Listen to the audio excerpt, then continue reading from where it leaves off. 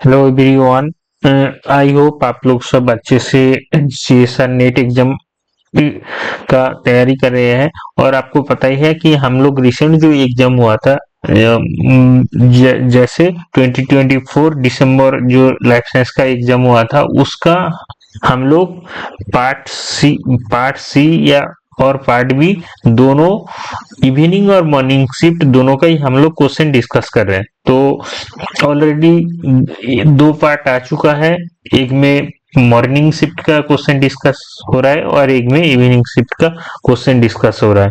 तो आज उसी को एक्सटेंड करते हुए पार्ट सी का इवनिंग शिफ्ट का जो क्वेश्चन है, जो जो रह गया था, वो हम लोग आज डिस्कस करेंगे। तो ऑलरेडी मैं कुछ क्वेश्चन को डिस्कस कर चुका हूँ, जो जो रह गया उनमें से कुछ क्वेश्चन को आज फिर से डिस्कस करना चाहता हूँ। जैसे मैं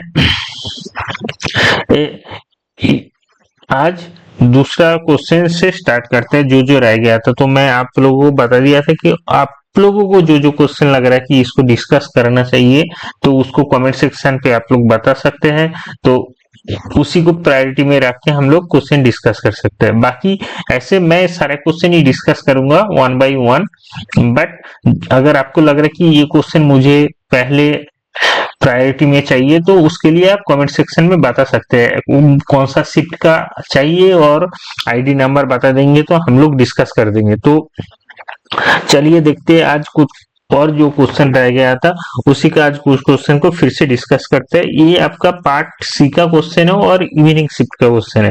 तो सबसे पहले ये क्वेश्चन को पढ़ लेते हैं। ये आपका ट्रांसक्रिप्शन रिलेटेड क्वेश्चन है, जहाँ पे क्या बोला है, in a study researcher replace a natural promoter, just a minute guys, researcher replaced a natural promoter of a gene with a synthetic promoter। मतलब क्या बोला है, एक जो नेचुरल प्रोमोटर रहता है कोई एक जीन का, उसको रिप्लेस किया गया है बाय एक synthetic promoter that content A point mutation है इन द टीए बॉक्स।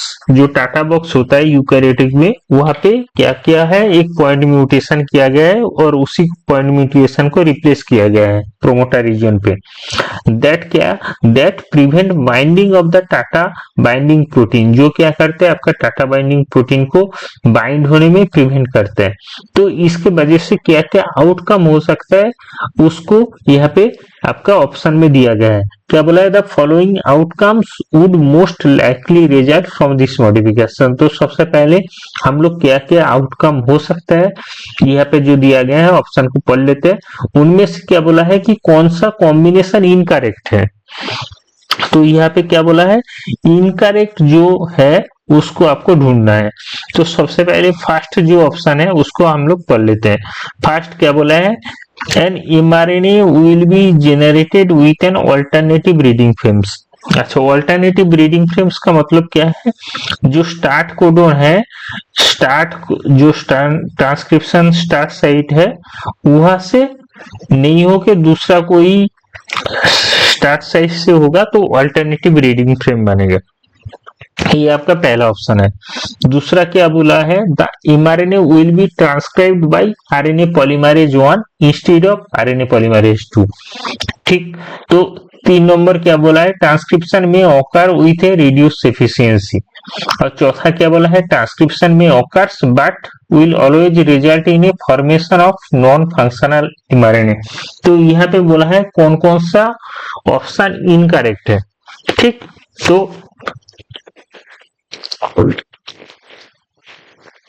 तो सबसे पहले देखिए, यहाँ पे प्रोमोटर रीजन पे चेंज हुआ है। तो प्रोमोटर रीजन पे अगर चेंज हुआ है, तो टाटा बाइंडिंग प्रोटीन वहां पे बाइंड नहीं कर पाएगा। तो इसके वजह से आपका ऑल्टरनेटिव जो रीडिंग फ्रेम बनने का प्रोबेबिलिटी कितना है। देखिए, हमेशा ट्रांसक्रिप्शन स्टार्ट साइट तो आपका सेम ही रहेगा, है ना, वो आपका चेंज नहीं होगा। यहाँ पे टीबीपी आके बाइंड नहीं कर पा रहे, ठीक है, उसके वजह से आपका क्या हो सकता है कि ट्रांसक्रिप्शन का जो एफिशिएंसी है वो कम हो सकता है, वो डिक्रीज हो सकता है। बट आपका ट्रांसक्रिप्शन जहां से स्टार्ट होता है वहां से स्टार्ट होगा, दूसरे साइड से स्टार्ट नहीं होगा। है ना। और क्या बोला है, the mRNA will be transcribed by the RNA polymerase 1 instead of RNA polymerase 2। नहीं देखिए, टीबीपी अगर नहीं बाइंड कर पाएगा तो ऐसा थोड़ी जरूरत है कि आरएनए पॉलीमरेज 2 से ट्रांसक्राइब नहीं हो के आरएनए पॉलीमरेज 1 से होगा, ऐसा कोई जरूरी नहीं है। तो आपका बी ऑप्शन भी ऐसे इनकरेक्ट है। ठीक, अब देखिए ट्रांसक्रिप्शन में ओकर विथ रिड्यूस एफिशिएंसी है, ये हो सकता है कि अगर टीबीपी बाइंड नहीं कर रहा है तो ट्रांसक्रिप्शन का जो रेट है वो डिक्रीज हो जाएगा, क्योंकि टीबीपी हेल्प करता है ट्रांसक्रिप्शन में। तो ये हो सकता है, सी ऑप्शन यहाँ से सही हो सकता है। ठीक है, तो आप क्या बोला है, transcription may occurs but will always result in the formation of non-functional mRNA। नहीं, ये यहाँ पे देखिए, ये हो सकता है कि नॉन फंक्शनल mRNA बन सकते हैं, but always result in the formation of non function, नहीं ये गलत है, ये गलत है। तो यहाँ से तीन ऑप्शन आपको लग रहा है कि गलत हो सकता है। क्या है, एक mRNA will be generated with alternate reading frame, नहीं ये पॉसिबल नहीं है ना। बट और क्या बोला है, that mRNA will be transcribed by the RNA polymerase 1 instead of RNA polymerase 2। नहीं, तो यहां से आपका ए बी डी जो ऑप्शन है ये आपका इनकरेक्ट है, इन तीनों ऑप्शन इनकरेक्ट है। ठीक, सी ऑप्शन यहाँ से सही है कि ट्रांसक्रिप्शन में occurs with the reduce efficiency है, ये बात सही है कि ट्रांसक्रिप्शन आपका मतलब इस ट्रांसक्रिप्शन का जो एफिशिएंसी है वो रिड्यूस हो सकता है। तो यह से आपका सी ऑप्शन सही हो रहा है। ठीक, अब देखिए, अब नेक्स्ट क्वेश्चन में आ जाते हैं। तो इसका आई होप ये वाला क्वेश्चन आप लोग सब एग्जाम में किए होंगे। अगर एग्जाम में नहीं किए होंगे तो आप मतलब यहां से देख सकते हैं कि इसको कैसे एनालाइज किया गया है ना। तो इस क्वेश्चन आईडी है 703585, ये आप लोग एक बार देख सकते हैं। तो यहाँ से आपका ये ऑप्शन सही हो जाता है। अब देखिए, ये बहुत इकोलॉजी का एक बेसिक कॉन्सेप्ट से ये वाला क्वेश्चन दिया गया था, जहां पे क्या बोला है आपका पॉपुलेशन ग्रोथ के बारे में पूछा गया है। तो यहाँ पे क्या है, यहाँ पे आपको पता ही है कि लॉजिस्टिक जो इक्वेशन होता है पॉपुलेशन का, वहां पे क्या इक्वेशन होता है, यहाँ पे क्या होता है dA by dt is equal to r n k minus n by k, जहां पे क्या होता है k आपका कैरिंग कैपेसिटी। ठीक, तो यहाँ पे क्या क्या दिया है, r का वैल्यू दिया हुआ है, कैरिंग कैपेसिटी दिया हुआ है। ठीक, आर का वैल्यू दिया हुआ है और कैरिंग कैपेसिटी दिया हुआ है। और क्या दिया हुआ है, एन दिया है। तो आपको तीन चीज ऑलरेडी दिया गया है। N for both species N कितना है 100। आर दोनों पॉपुलेशन में दोनों स्पीसीज के लिए अलग अलग है। तो सबसे पहला का पॉपुलेशन ए का निकल लेता है। पॉपुलेशन ए का क्या होगा फिर, dn by dt is equal to R, कितना बोला है पॉपुलेशन ए का 2.5 और एन कितना 100। ठीक, और कैरिंग कैपेसिटी कितना है 500 डिवाइडेड माइनस आपका एन कितना 100। सिंपल, इसमें कुछ करना ही नहीं था, ये एक सिंपल कैलकुलेशन था।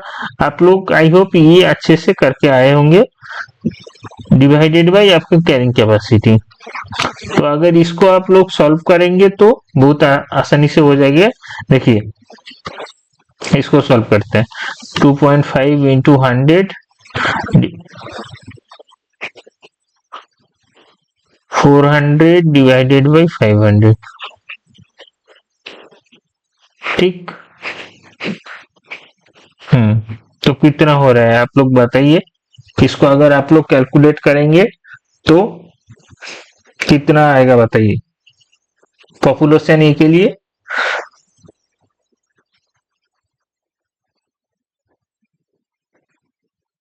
2.5 इंटू 100 आपका कितना हो रहा है 250। 250 इंटू क्या 4/5। 4/5 मतलब क्या 4/5 मतलब 0.8 है ना 0.8 तो कितना हो रहा है 200। ठीक ये आपका पॉपुलेशन ए का आ गया। तो अब अगर अब पॉपुलेशन बी के लिए करेंगे तो सेम पॉपुलेशन बी के लिए क्या dn/dt इक्वल टू आर की कितना है 0.8 एन कितना है 100 कितना कैरिंग कैपेसिटी कितना है इसका 1000 एन कितना है 100 डिवाइडेड बाई कैरिंग कैपेसिटी 1000। तो यहां से क्या होगा यहां से आपका क्या आंसर आएगा कैलकुलेट करेंगे तो यहां से कैलकुलेट करेंगे तो आंसर आएगा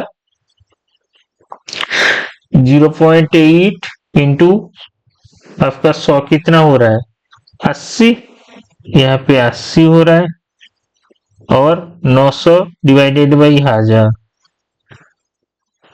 900 डिवाइडेड बाई 1000 तो दो कर दीजिए 9/10 मतलब 0.9 है ना 80 इंटू 0.9 कितना हो रहा है बताइए 80 इंटू 0.9 कितना हो रहा है 80 इंटू 0.9 आपका 72 हो रहा है। ठीक तो यहां से आपका कौन सा ऑप्शन सही हो रहा है ऑप्शन 2। तो ये देखिए आपका आपके लिए कितना इजी क्वेश्चन था कुछ नहीं था आपको अगर इक्वेशन आता है तो आप सिंपली इसको निकाल सकते थे। ठीक तो अब नेक्स्ट क्वेश्चन की तरफ मूव करते हैं। देखिए ये एक अच्छा क्वेश्चन है यहाँ पे क्या बोला है यहाँ पे आपका फैक्ट्स रिलेटेड क्वेश्चन है जो लोग फैक्ट्स का डायग्राम को अच्छे से समझ पाते हैं उन लोगों के लिए इजी होगा। देखिए क्या बोला है ब्रेस्ट कैंसर स्टेम सेल में आइडेंटिफाइड बाय एनालाइजिंग CD24 और CD44 phenotype of a breast tumor. CD24 and CD44 stem cell were analyzed by the flow cytometry and analyzed in the snow below. तो यहाँ पे क्या किया है यहाँ पे शो किया है फैक्ट्स एनालिसिस यहाँ पे क्या है 4 क्वाड्रेट है यहाँ पे हमेशा आपको क्वाड्रेट को कैसे एनालाइज करते हैं आप लोगों को पता होगा कि यहाँ पे क्या होता है दोनों जो मार्कर है वो नेगेटिव रहता है। यहाँ पे क्या होता है CD24 के लिए पॉजिटिव रहता है और CD44 के लिए नेगेटिव रहता है। यहाँ पे दोनों के लिए पॉजिटिव रहता है यहाँ पे CD44 पॉजिटिव और CD24 नेगेटिव रहता है। ठीक पता चल गया। तो उसके हिसाब से इन्होंने फैक्ट्स किया है और कितना पॉपुलेशन ऑफ सेल कौन सा मार्कर एक्सप्रेस कर रहे हैं तो बोला है उसके हिसाब से इन्होंने क्या किया है इम्यूनोब्लॉट किया है further analyse sorted cell of the different quadrants. अब क्या किया है डिफरेंट क्वाड्रेट से सेल लिया है और इम्यूनोब्लॉटिंग किया है revelled the following result the dotted line represent lens with negligible. जहां पे यहाँ पे डॉटेड लाइन है यहाँ पे सिग्नल नहीं मिला है इम्यूनोब्लॉटिंग के लिए। तो जब देखिए क्वाड्रेट 1 से सेल लिया है और इम्यूनोब्लॉट किया है यहाँ पे क्या हुआ है SOX2 OCT4 और नैनोज और ह्यूमन TERT है ह्यूमन ट्रांसक्रिप्टेज रिवर्स ट्रांसक्रिप्टेज जो होता है मतलब आपका टेलोमरेज सॉरी रिवर्स नहीं टेलोमरेज जो एंजाइम होता है ह्यूमन टेलोमरेज जो एंजाइम होता है। तो उन चारों का एक्सप्रेशन क्वाड्रेट 1 का जो सेल है यहाँ पे सबसे ज्यादा है। आप देखिए cancer cell act as a stem cell है ना कैंसर कोई भी कैंसर सेल क्या करता है स्टेम सेल की तरह काम करता है और स्टेम सेल में कौन कौन सा जीन ज्यादा एक्टिवेट रहता है आपको ये पता होना चाहिए। सॉक्स 2 फिर ऑक्ट4 ये क्या करता है, ये प्लूरिपोटेंसी को मेंटेन करता है, मतलब स्टेम सेलनेस को मेंटेन करता है, जो आपका कैंसर सेल का बीएबीआर है, ठीक। और टेलोमारेज जो एंजाइम होता है उसका एक्सप्रेशन को इंक्रीज करता है, क्योंकि क्या होता है कैंसर सेल बहुत ज्यादा डिवीजन होता है, तो टेलोमारेज का एक्सप्रेशन ज्यादा होता है, और अल्फा ट्यूबुलिन आपका एक्ट एज ए कंट्रोल, ठीक है। तो ये सब जीन जिस सेल में ज्यादा एक्सप्रेस होगा उस सेल आपका कैंसर सेल के तरीके से काम करता है, क्योंकि कैंसर सेल स्टेम सेल के तरीके से बिहेव करता है। तो अब देखिए यहाँ पे कौन सा सेल में सबसे ज्यादा ये सब जीन का एक्सप्रेशन मिल रहा है, क्वाड्रेट 1 में, उसके बाद क्वाड्रेट 2 में, बट क्वाड्रेट 3 में उसका मिल नहीं रहा है, क्वाड्रेट 4 में भी मिल नहीं रहा है, तो बट सबसे ज्यादा कहाँ मिल रहा है, क्वाड्रेट 1 में। क्वाड्रेट 1 का सेल कैसा है, CD44 पॉजिटिव, CD44 पॉजिटिव, और ये आपका क्वाड्रेट 1 है, CD44 पॉजिटिव और negative for CD24, negative for CD24। तो यहाँ पे क्या बोला है, based on the above result which phenotype is associated with the maximum number of breast cancer stem cell. तो यहाँ से कौन सा cell maximum number of breast cancer stem cell के तरीके से बिहेव कर रहा है ना, व्हिच फेनोटाइप। तो यहाँ पे कौन सा CD44 पॉजिटिव और CD24 नेगेटिव, तो यहाँ पे ये कौन सा ऑप्शन आ रहा है, CD44 पॉजिटिव और CD24 नेगेटिव, तो ऑप्शन 3 है ना, CD24 नेगेटिव और CD44 पॉजिटिव। तो यहाँ से आपका ऑप्शन 3 सही हो रहा है। तो आप समझ गए हैं। तो आपको इसके लिए क्या पता होना चाहिए कि फैक्स का क्वाड्रेट को कैसे एनालिसिस करता है, कौन सा क्वाड्रेट को कैसे एनालिसिस करते हैं, और कैंसर का जो cancer act as stem cells, उस स्टेमनेस को मेंटेन करने के लिए कौन कौन सा जीन यूज होता है, सॉक्स2, ऑक्ट4, नैनोज। तो ये सब आपको पता होना चाहिए, तभी आप ये वाला क्वेश्चन को सॉल्व कर पाएंगे। तो अब चलते हैं दूसरे क्वेश्चन की तरफ। देखिए ये तो बहुत इजी क्वेश्चन है, आप लोग अगर एक्शन पोटेंशियल पढ़ चुके हैं तो ये तो आप आसानी से कर देंगे। ये एक्शन पोटेंशियल का क्वेश्चन है। तो यहाँ पे क्या बोला है, डिसेंडिंग फेज, आप अगर एक्शन पोटेंशियल का ग्राफ देखते हैं तो कैसे आता है एक्शन पोटेंशियल का ग्राफ, बताइए एक्शन पोटेंशियल का ग्राफ कैसे आता है। सबसे पहले क्या होता है, सबसे पहले जब आता है ऐसे छोटा सा ऐसे आता है, फिर बड़ा एक्शन पोटेंशियल इंक्रीज होता है, यहाँ पे थ्रेशोल्ड रहता है, यहाँ पे एक्शन पोटेंशियल काम करता है, फिर ये क्या करता है, रिपोलराइजेशन होता है। सबसे पहले क्या होता है, रिपोलराइजेशन, उसके बाद फिर से डिपोलराइजेशन, फिर थोड़ा हाइपर पोलराइजेशन, फिर नॉर्मल आता है ना। आपका ऐसे ग्राफ बनता है, ये थोड़ा है। तो यहाँ पे क्या बोला है, descending phase of nerve action potential. तो डिसेंडिंग फेज मतलब ये वाला जो फेज है इसको बोलते हैं डिसेंडिंग फेज, ठीक है। ये जो फेज है इसको आपको बोलते हैं डिसेंडिंग फेज। तो क्या होता है, आपको अगर एक्शन पोटेंशियल पता होगा तो कि सबसे पहले क्या होता है, असेंडिंग जो फेज होता है यहाँ पे क्या होता है, आपका voltage gated sodium channel open होता है। फिर यहाँ पे जाके क्या होता है, sodium channel, voltage gated sodium channel बंद होता है और कैल्शियम चैनल धीरे धीरे ओपन होता है। तो क्या होता है, सेल के अंदर फिर से सेल से पोटासियम फिर से आपका बाहर जाता है। सबसे पहले सोडियम अंदर गया था तो इसलिए सेल पॉजिटिव हुआ था। अब क्या होता है, सोडियम चैनल बंद हो जाता है और पोटासियम धीरे धीरे फिर से सेल से बाहर जाता है, तो सेल फिर से आपका नेगेटिव होता है। तो यहाँ पे आपको ऑप्शन पढ़ लेते हैं कि बोला है कौन कौन सा कॉम्बिनेशन करेक्ट है, तो आपको करेक्ट कॉम्बिनेशन ढूंढना है यहाँ पे। तो क्या बोला है, delayed opening of the voltage gated potassium channel, तो ये सही है। मैं अभी बोला हूँ कि आपका डिसेंडिंग फेज में क्या होता है, opening of the voltage gated potassium channel होता है। और क्या होता है, rapid opening of the voltage gated sodium channel, नहीं गलत है, वोल्टेज गेटेड सोडियम चैनल कहाँ ओपन होता है? असेंडिंग फेज में, जहां पे आपका सेल रिपोलराइज हो रहा है ना।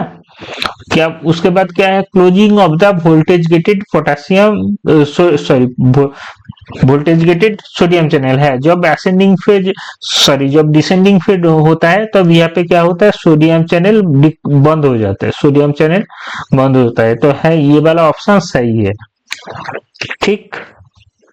और यहाँ पे क्या बोला है? Leaky potassium ion channel. Leaky potassium ion channel से हम लोगों को कुछ पता नहीं चल रहा है कि ओपन होता है या क्लोज होता है, या लीकी पोटेशियम चैनल हमेशा ही लीक करता है। उसके वो आपका असेंडिंग फेज में भी लीकी पोटेशियम वो लीक मतलब लीकी रहता है। तो इसका फंक्शन उतना यहाँ पे ज्यादा प्रोमिनेंट नहीं है। तो यहाँ से आपका कौन कौन सा ऑप्शन सही हो रहा है? ए और सी। तो ए और सी आपका सेकेंड ऑप्शन पे है, तो ये दोनों ऑप्शन आपका सही है।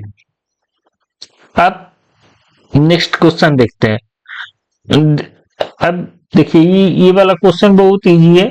आप लोग इकोलॉजी का क्वेश्चन अगर पढ़े, ये शैनॉन विनर इंडेक्स से किया है। यहाँ पे क्या होता है? आप अगर शैनॉन विनर इंडेक्स पढ़े हैं तो शैनॉन विनर इंडेक्स में क्या होता है? जितना इंडेक्स इंक्रीज होता है उतना डाइवर्सिटी इंक्रीज होता है। और यहाँ पे क्या बोला? इनकरेक्ट पूछा है। क्या बोला है? An ecologist calculate the Shannon-Wiener diversity index for an ecosystem with high species diversity. Which of the following statement about this diversity index is incorrect? तो आपको incorrect ढूंढना है। तो incorrect, it increase as species richness increase है, ये सही है। अगर species richness increase होगा तो इसका इंडेक्स भी इंक्रीज होता है, ठीक, ये सही है। तो आपको इनकरेक्ट ढूंढना है। तो क्या बोला? It maximised when all species have equal awareness, ये भी सही है। It is unaffected by the evenness of species abundance. और क्या बोला? A low index value indicates dominance of one और फ्यू स्पीशीज है, ये भी सही है। तो आपका इनकरेक्ट क्या है? It is unaffected by the evenness of the species abundance, नहीं, ये इफेक्टेड होता है, स्पीशीज इवेननेस से इफेक्टेड होता है, ठीक है। ये आपका अनकरेक्ट है। तो यहां से आपका ऑप्शन 3 इनकरेक्ट है, ठीक।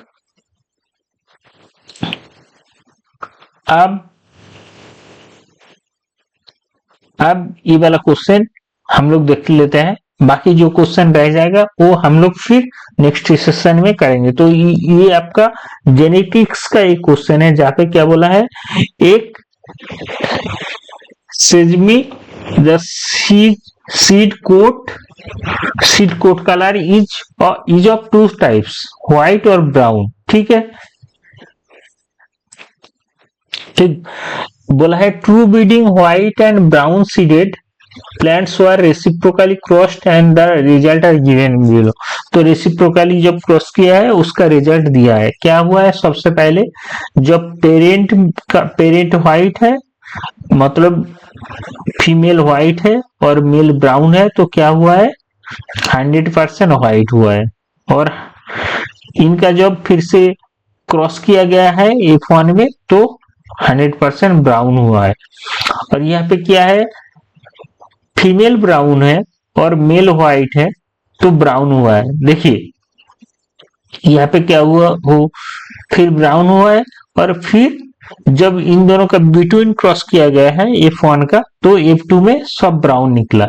अब क्या बोला है? Which of the following types of inheritance explain the depicted transmission of the seed colour in the sesame, ठीक है।